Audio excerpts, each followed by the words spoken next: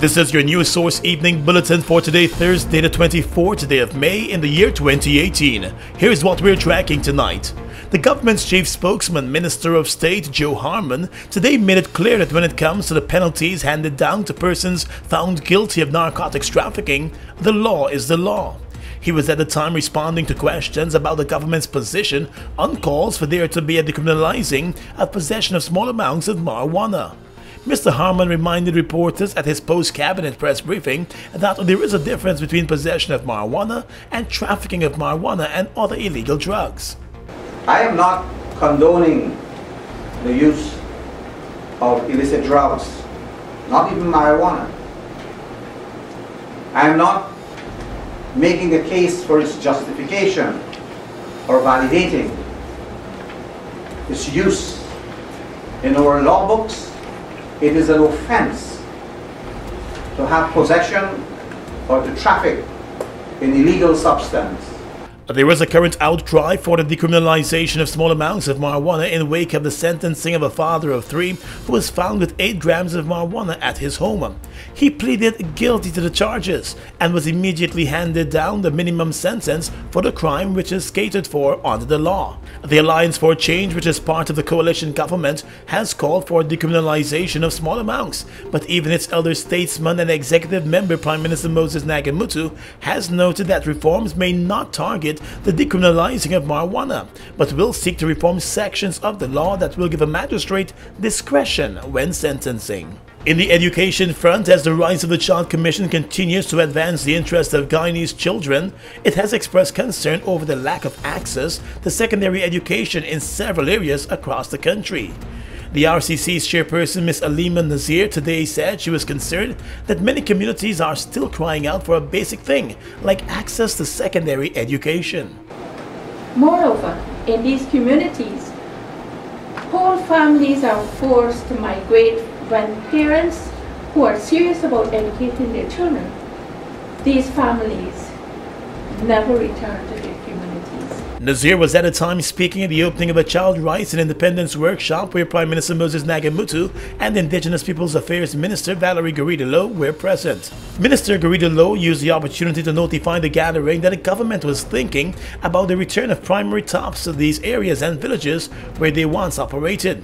The minister said during her school year she attended a primary top and did very well. Primary tops usually cater for children who may not have scored a high enough grade to be accepted into a secondary school.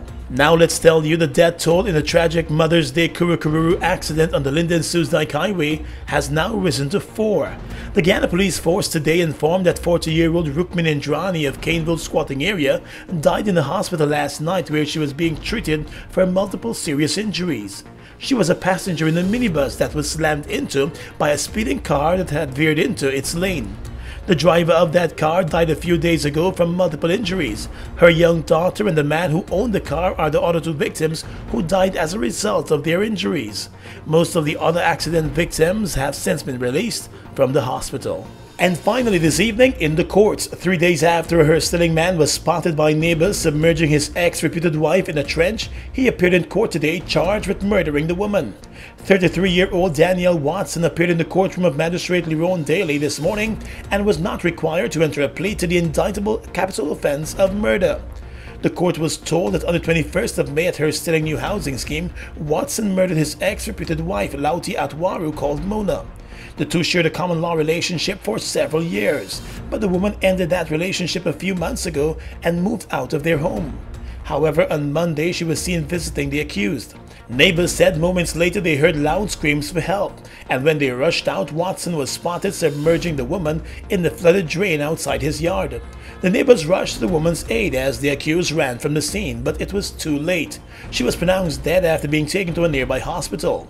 The attorney representing the accused, Bernard De Silva, claimed in court today that his client was severely beaten by investigative ranks into signing documents he did not understand. He has also requested a medical examination. The accused was remanded to jail and the matter was put off until next week. Still in the courts, a sex worker who is well known for causing a stir on social media created one at a Brickdam station recently and is now facing charges. Sex worker Nicholas Kisun, also known as Beyonce, appeared today before a city magistrate and was placed on $90,000 bail after he was charged for assaulting a police officer while at the same time damaging several sections of the lockups at the Brickdam station. Kisun denied all of the charges. The court heard it on the 23rd of May at the Brickdam police station. The sex worker damaged the door along with several amenities, leaving behind close to $35,000 in damages. It was further alleged that on the same day he assaulted police constables Trayvon Watts and Ryan Fields and also resisted arrest. Bail was set in the sum of $90,000 and the accused was told to return to court on the 28th of May. And that's your News Source Evening Bulletin for tonight. I'm Gordon Mosley reporting.